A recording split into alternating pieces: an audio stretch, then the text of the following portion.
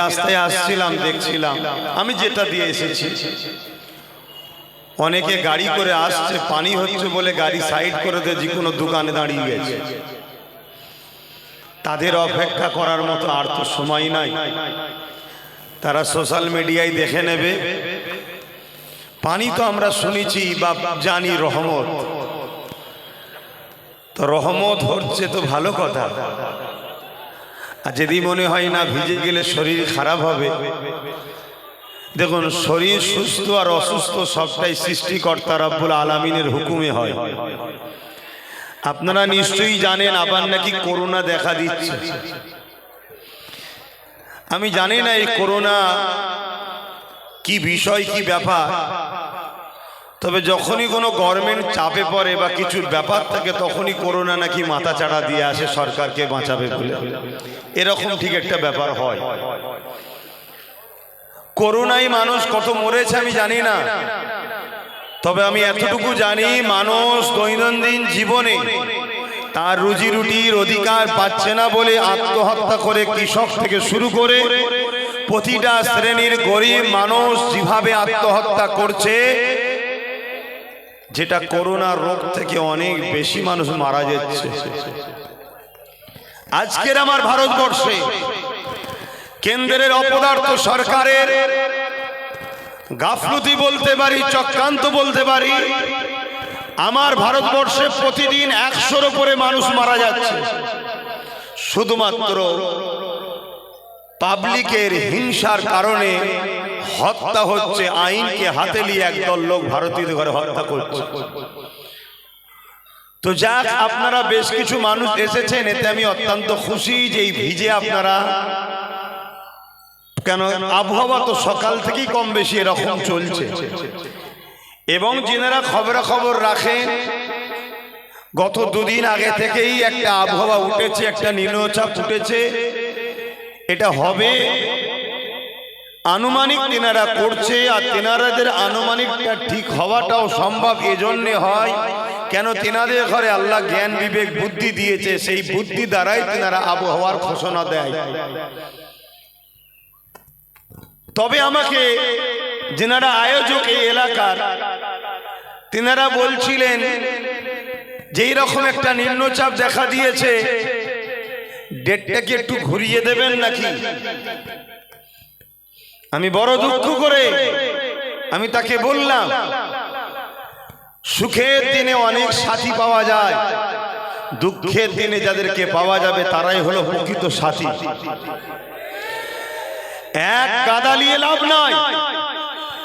ইসলাম যতবার বিজয় হয়েছে সংখ্যা গরিষ্ঠতা দেখিয়ে নয়, ইসলাম যতবার বিজয় হয়েছে জালিমদের বিরুদ্ধে অস্ত্রের জোরে, লাঠির জোরে, ম্যান পাওয়ারের, মানি পাওয়ারের জোরে বিজয় হয়নি। ইসলাম যতবারই বিজয় হয়েছে একমাত্র একটা পাওয়ারে বিজয় হয়েছে, ওই পাওয়ারটার নাম হলো আল্লাহর উপরে তাওয়াক্কুল আর নবীর প্রেম ও আদব, যাকে বলা হয় ঈমান। এই ঈমানের জোরে আমরা বিজয় হয়েছি। আজকে কেন্দ্রের জবরদস্ত সরকার সে যে আইন তৈরি করেছে, এখানেও বিজয় হবার জন্য ম্যান পাওয়ার দেখিয়ে বিজয় হওয়া যাবে না। কেন, পুরো দেশের পাওয়ার তার হাতে, এখন মিলিটারি তার হাতে, অস্ত্র পাওয়ার তার হাতে, অর্থনীতি পাওয়ার তার হাতে, এবং যতগুলো অঙ্গরাজ্য আছে কম বেশি বেশিরভাগই তার সাথে আছে। এই কালাকানুনের বিরুদ্ধে যদি আমরা বিজয় লাভ করতে পারি, সেই একটা পাওয়ারেই বিজয় লাভ করব, আল্লাহর উপরে ভরসা, নবীর প্রেম ও আদব, যেটাকে বলা হয় ঈমান, ওই ঈমানের দ্বারাই আমরা বিজয় লাভ করব। একজন ইসলামের অনুসারী হিসাবে আমি মনে করি, কেন আমার ইতিহাস জানা আছে। বিগত দিন 1992 সালে ঐতিহাসিক 500 বছর আগেকারের মসজিদ বাবরি মসজিদকে শহীদ করে দিল কম বেশি 200 লক্ষর উপরে সন্ত্রাস বাহিনী মিলে। সেই সন্ত্রাস বাহিনীরা ভারতবর্ষের একটা ঐতিহ্য, ভারতবর্ষের প্রাচীন একটা স্মৃতি, বাবরি মসজিদ হ্যাঁ, ওটা মুসলমানদের ধর্মীয় স্থান হতে পারে, কিন্তু ওটা ভারতের একটা ঐতিহ্য, 1500 বছরের একটা স্মৃতি, সেটাকে শহীদ করে দিল। সেটা নিয়ে আন্দোলন পুরো দেশ জুড়ে হতে লাগলো। কোর্টে বেশ বিচার শুরু হলো, একটার পর কোর্ট, আরেকটা কোর্ট, সুপ্রিম কোর্টে বিচার চলে গেল। আস্তে আস্তে আমাদের আন্দোলন ঠান্ডা ঘরে চলে গেল। ডেটের পর ডেট, ডেটের পর ডেট, ডেটের পর যেতে যেতে একটা দিন পুরো ভারতবর্ষের সাধারণ মুসলমান তারা আন্দোলনকে ভুলে গেল, বাবরির কথা ভুলে গেল। শুধু 6 ডিসেম্বর এলে কালা দিবস পালন করে, তাও নিজে ছোট ছোট করে। সুপ্রিম কোর্ট ঠিক টাইমে, ঠিক সময়ে সুপ্রিম কোর্টকে সম্মান দেওয়া, এটা আমার দায়িত্ব। সুপ্রিম কোর্টকে আস্থা রাখা, এটা আমার দায়িত্ব। কিন্তু সুপ্রিম কোর্টের বিচারক যিনারা হয়, তিনারা তো মানুষই, তিনাদেরও জীবন জীবিকা, রুজি, পরিবার, সন্তান আছে। জানি না চাপে পড়ে হোক, শখে হোক, একটা দিন যখন পুরো ভারতের সম্প্রীতি প্রেমিক মানুষ, ভারতের ঐতিহ্য বাবরি মসজিদ প্রেমিক মানুষ, মুসলিম সম্প্রদায়ের মানুষ আন্দোলন ভুলে গেল, বাবরি ভুলে গেল, তখন টুক করে আইন পাস করে দিল কি ওখানে রাম মন্দির হবে। কেন? আমরা ঘুমিয়ে পড়েছিলাম তাই। আজকেও যে আন্দোলন, পুরো ভারতবর্ষের মসজিদ, মাদ্রাসা, কবরস্থান, ঈদগাহ, এক কথাই বলতে পারি ইসলামের সিম্বল, ইসলামের পেহচান, মুসলমানদের অস্তিত্ব। আমরাই ভারতবর্ষে হাজার হাজার বছর আছি, তার প্রমাণ দিচ্ছে কেরলের চিরামান মসজিদ, 1400 বছর বয়স যে মসজিদের। আমরাই ভারতবর্ষে হাজার হাজার বছর আছি, তার প্রমাণ দিচ্ছে গুজরাটের 13 বছরের মসজিদ, 1300 বছরের মসজিদ। আমরা ভারতবর্ষে হাজার হাজার বছর আছি, তার প্রমাণ দিচ্ছে এই ভারতবর্ষের হাজার হাজার মসজিদ, মাদ্রাসা এবং আমাদের ঐতিহাসিক পুরাতন কবরস্থানগুলো। এগুলোর মূল লক্ষ্য কি?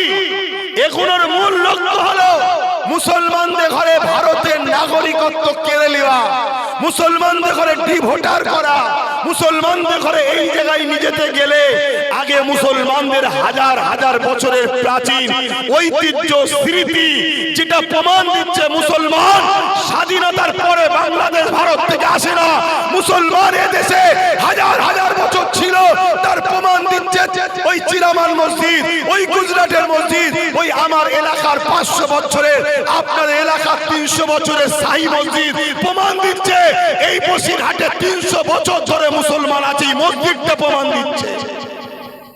অতএব তোমার গ্রামের নতুন মসজিদ এখন টার্গেট নয়, টার্গেট হলো শাহী মসজিদকে নিয়ে, টার্গেট হলো ওই যে মালদার ঐতিহাসিক মসজিদটাকে নিয়ে।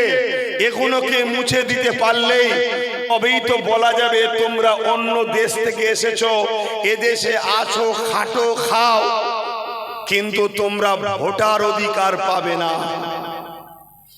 এই যে আমাদের অধিকারকে কেড়ে নেবার যে ষড়যন্ত্র, কিন্তু বড় দুঃখের সাথে বলতে হয় আজকে বহুত মানুষ আপনারা এসেছেন, যেমন সাধুবাদ জানাচ্ছি, কিন্তু আমি ওই সকল ব্যক্তিকে বলতে চাই যারা এসেছেন কিন্তু পানিতে ভিজার ভয়ে ছায়াতে দাঁড়িয়ে আছেন। কাল যদি আপনাকে বলা হয় একটা সাইকেল রেস হবে, জিততে পারলে 1000 টাকা পুরস্কার আছে, 500 টাকা, 10,000 টাকা পুরস্কার আছে, তখন কি আপনি গা বাঁচিয়ে থাকবেন? আমি আপনাকে জাগাতে এসেছি ওয়াকফ নিয়ে, কলকাউ নিয়ে। আমার আগে উলামারা বক্তব্য দিয়েছে, আমি 10 বছর ধরে আমার কওমকে জাগাচ্ছি যে কওম জাগো, কওম জাগো, ঘুমিয়ে থেকো না, ঘুমিয়ে থেকো না। কেন আমাদের পিছনে বিরাট বড় ষড়যন্ত্র চলছে। সেই ষড়যন্ত্রের মূল কথা হলো দুটো, ভারতে ইসলাম রাখবো না, আর ভারতে মুসলমানরা যদি থাকে ইসলাম ছাড়া থাকতে হবে।